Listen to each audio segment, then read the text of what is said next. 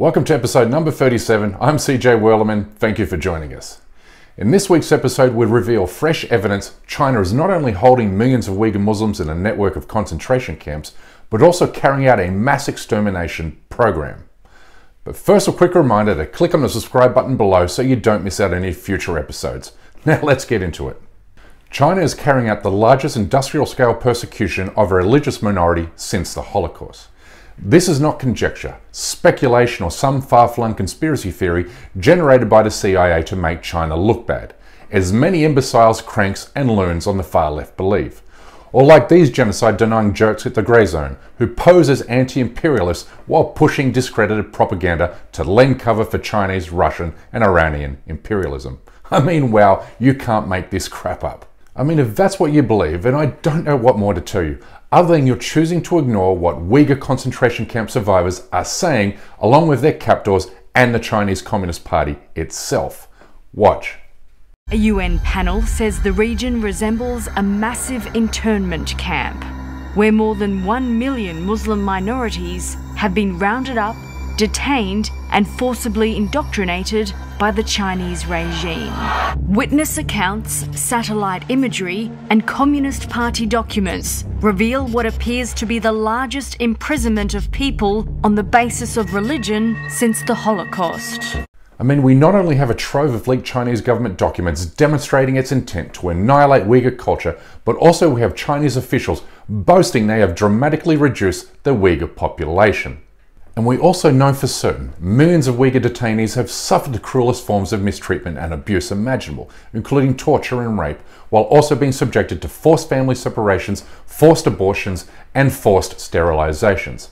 Play the clip. Şu aşım mahallede anakin bizge topumuz var, topluk turuş kıldı. Anakin ahali komite kadrlar öymeye kirdi, erinmey. Çokum üzük sağısla, anakin tugmaz boğdurduğun operasiya kıldırsılar. 18-59 yaşçı aralıkta bunu kımsaqlamaydı. Şu jarayanda şu ders bergan vaqtlarimda men üzük sağızgan dastlabda. Üzük sağızıp 15 güngacha men nimam to'xtamay, yaxshimay og'izatdim. 2018 yılı yana sağızıp yana aşağı oldum. Ahir 2019 yılı 5. ayga kelganda anandaki resmi tug'mas bo'g'dirish operatsiyasi qilindi. Now here's a former Uyghur doctor testifying how the Communist Party forced her to carry out sterilizations and even full-term abortions on Uyghur babies. Go. We'd go village to village, gather all the women and herd them onto tractors. Young women were fitted with contraceptive devices. Pregnant women would have to have an abortion, then sterilization. We even inserted birth control implants into women's upper arms to prevent pregnancy. This is how the government persecuted the Uyghur women.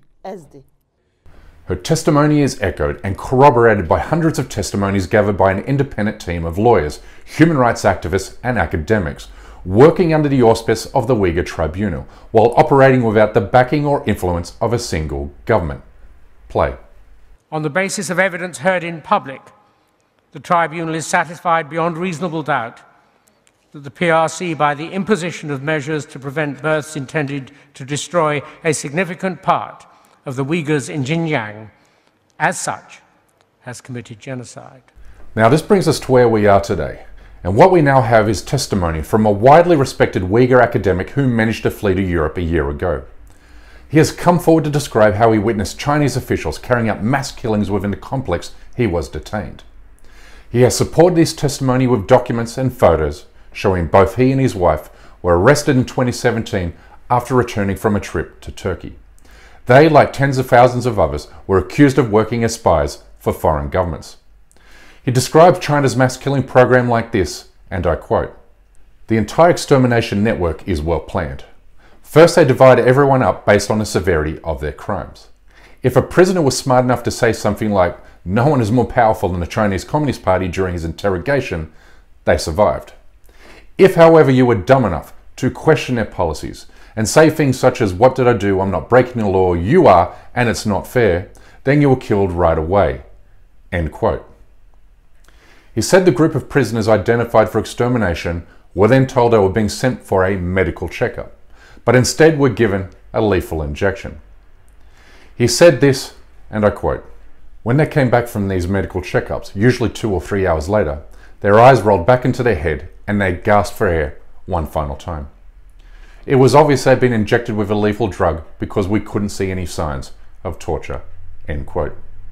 Now, he said this routine took place every day, in which 5 or 6 detainees would be called out from each cell to be interrogated and torture. He said this, and I quote, "Some of them were brought back after their interrogation. Sometimes only one came back, and sometimes none of them. We never heard another word about those who disappeared." End quote. He said the guards then filled the resulting cell vacancies with new arrivals or prisoners brought in from other cells, so that the total number of detainees in each cell always remained the same.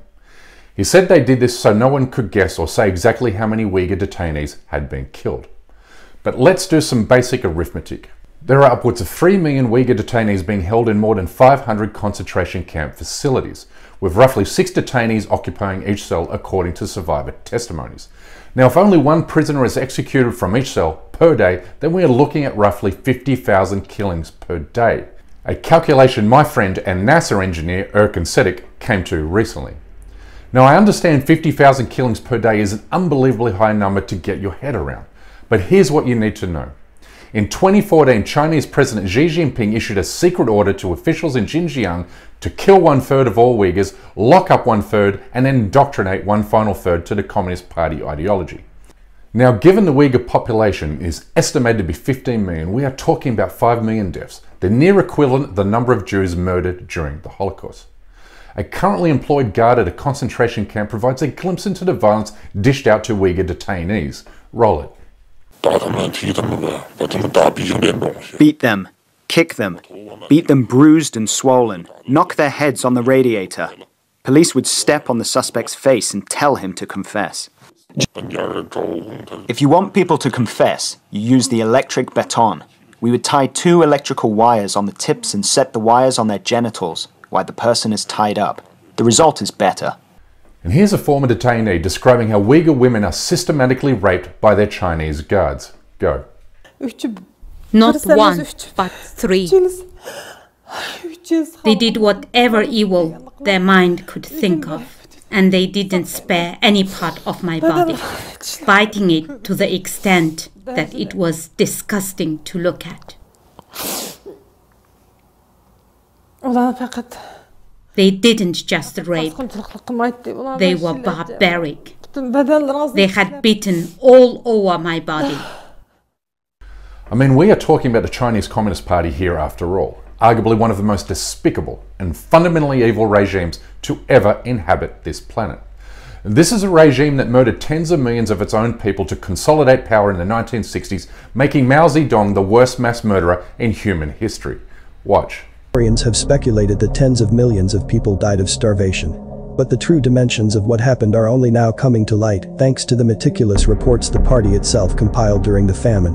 What comes out of this massive and detailed dossier is a tale of horror in which Mao emerges as one of the greatest mass murderers in history, responsible for the deaths of at least 45 million people between 1958 and 1962. It is not merely the extent of the catastrophe that dwarfs earlier estimates, but also the manner in which many people died.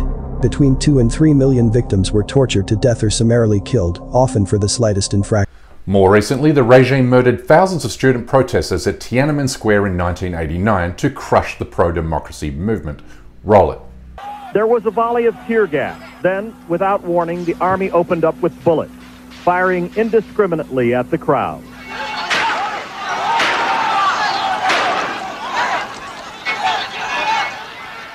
They just killed another one in the square. People used bicycles, pedicabs, whatever they could find to carry away the casualties. One doctor estimated the number of dead at 500. The doctor said, "My government has gone mad." You see, if the Chinese Communist Party is willing and capable of carrying out mass atrocities against the Chinese people, then only a fool would believe it's unwilling and incapable of mass murdering millions of ethnic Uyghur Muslims, which the regime not only deems to be a foreigner, but also one occupying a natural resource-rich territory that's strategically vital to its One Belt, One Road initiative. But ultimately what we are up against is the callous indifference found within our own societies, specifically from multinational corporations and scumbags who profit from Chinese money, including the NBA, Nike and Coca-Cola. Here's part owner of the Golden State Warriors saying this week he doesn't care one little bit about the Uyghurs. Go. Nobody cares about. Nobody cares about what's happening to the Uyghurs. Okay, you bring it up because you really care, and I think that's nice that you care. The rest of us don't care. I'm just telling you a very hard. Wait, you're saying you personally don't care? I'm telling you a very hard, ugly truth. Okay, of all the things that I care about, yes, it is below my line. Okay, of all the things that I care about, it is below my line. Disappointing. He will do well to remember the words of Ian Kershaw, a scholar of the Holocaust, who said the path to Auschwitz was paved with indifference. We therefore must resist those who push us towards apathy, because far too many lives depend on our activism and resistance. Anyway, that's a wrap for this week. Thank you so much for tuning in. Please like and subscribe to this channel and help spread the word with your family, friends on Facebook, Twitter, and Instagram. And we kindly ask you please support this endeavor by becoming a member of this show at patreon.com/CJ Werleman.